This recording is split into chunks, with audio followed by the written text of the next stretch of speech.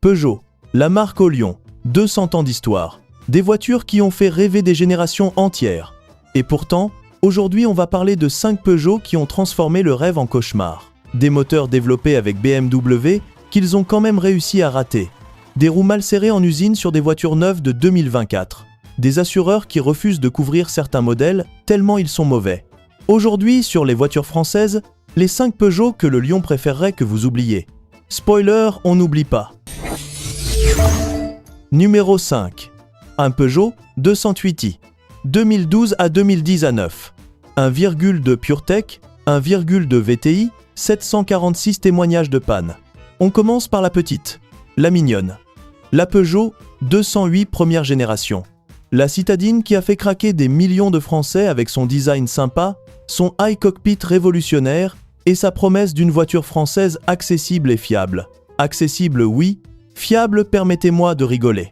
Le moteur 1,2 PureTech de cette 208 est équipé d'une courroie de distribution qui baigne dans l'huile moteur. Vous connaissez la chanson maintenant.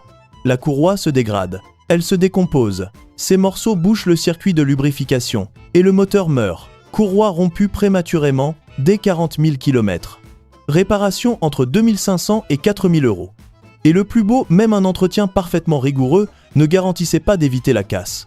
Donc, vous pouviez faire tout bien, changer l'huile à temps, respecter les intervalles, et quand même vous retrouver sur le bord de la route avec un moteur HS. Peugeot a été tellement généreux avec ce défaut que certains assureurs ont commencé à refuser la garantie mécanique sur ces modèles. Quand les assureurs eux-mêmes disent « Non, c'est que le problème est sérieux », un propriétaire résume « Moteur HS 2 ans après avoir été changé une première fois. J'ai perdu énormément d'argent. Peugeot, plus jamais. » PureTech n'en parlons pas. 746 témoignages. La 208i méritait mieux. Ses propriétaires aussi. Version à fuir 208i 1,2 PureTech toutes années. Numéro 4. Peugeot 308i. 2007 à 2013. 1,6 THP. 140 sur 150 TEC, 715 témoignages de panne. La 308 première génération. La berline familiale Peugeot par excellence. Spacieuse, bien équipée et équipée du moteur 1,6 THP, le Prince Engine, développé en partenariat avec BMW. Oui, Peugeot a fait un moteur avec BMW et ils ont quand même réussi à le rater. La chaîne de distribution s'allonge prématurément, avant 2009 elle peut carrément casser et détruire le moteur complet. Turbo HS avant 50 000 km. Volant moteur bimasse, qui rend l'âme entre 80 000 et 120 000 km, comptez 1 200 € minimum. Boîte de vitesse qui saute les rapports. Surconsommation d'huile massive. Et la pompe à eau Peugeot adore les pompes à eau défaillantes. Sur cette 308, elle lâche entre 60 000 et 100 000 km avec une régularité déconcertante. Un propriétaire, turbo remplacé à 45 000 km, pompe à eau à 70 000 km, volant moteur à 95 000 km. La voiture avait 6 ans. Il avait dépensé plus en réparation qu'en assurance. 715 témoignages documentés. Le lion rugissait fort à la présentation.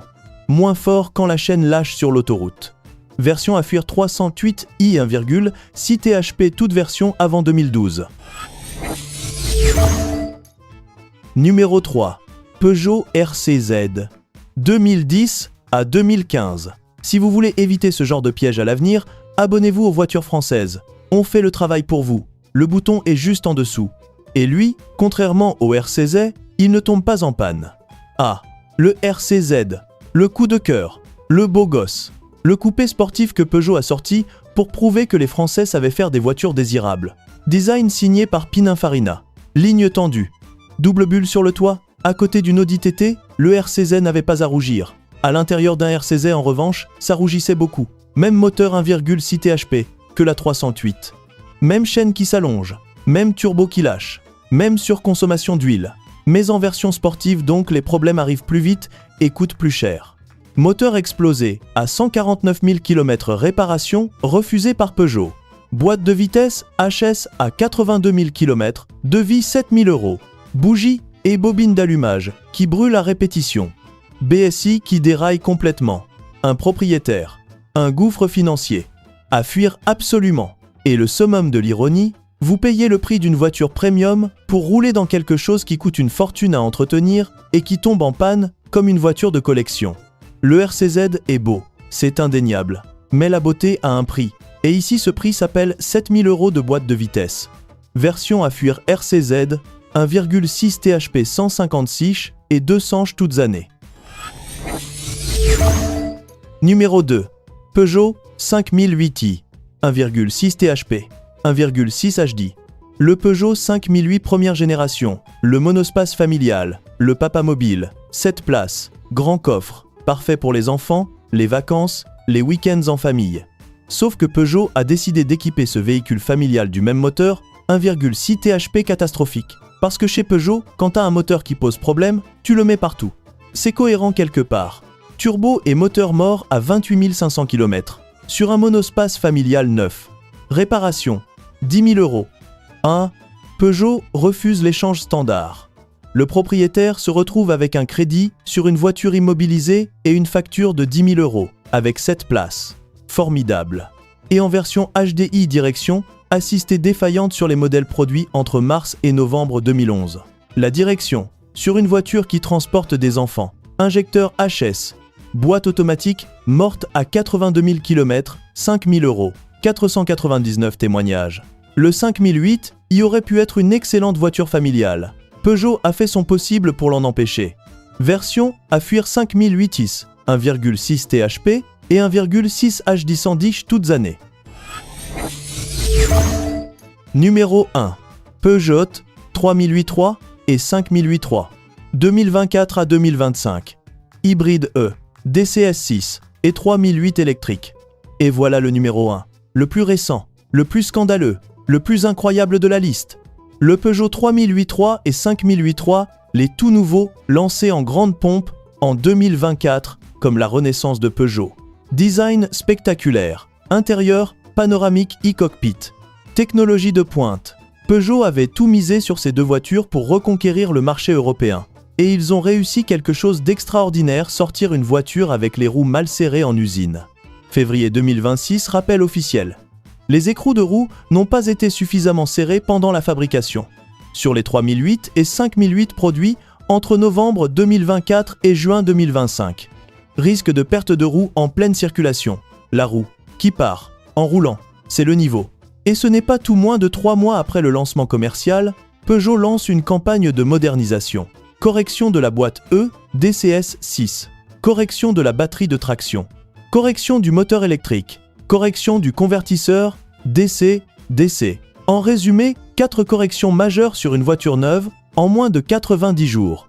Peugeot a vendu ses clients comme bêta-testeurs. Et les clients ont payé plein tarif pour ce privilège.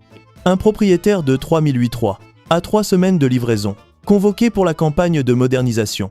Je suis le cobaye de Peugeot. Version à fuir 3008-3 et 5008-3 produits avant juillet 2025. Conclusion. Voilà. 5 Peugeot. 5 preuves que le lion mord ses propres propriétaires. De la 208i, dont les assureurs refusent la garantie, jusqu'au 3008-3, dont les roues partent en pleine circulation, 200 ans d'histoire pour livrer ça. Si cette vidéo vous a sauvé d'une erreur, partagez-la. Votre entourage a le droit de savoir. Et dites-moi en commentaire, vous avez déjà été mordu par un Peugeot? Je lis tout. Et si vous ne voulez plus jamais vous faire avoir par un constructeur, abonnez-vous aux voitures françaises. On fait le travail. Vous faites le bon choix. Le bouton est juste en dessous et lui, contrairement au 3008-3, ses roues sont bien serrées.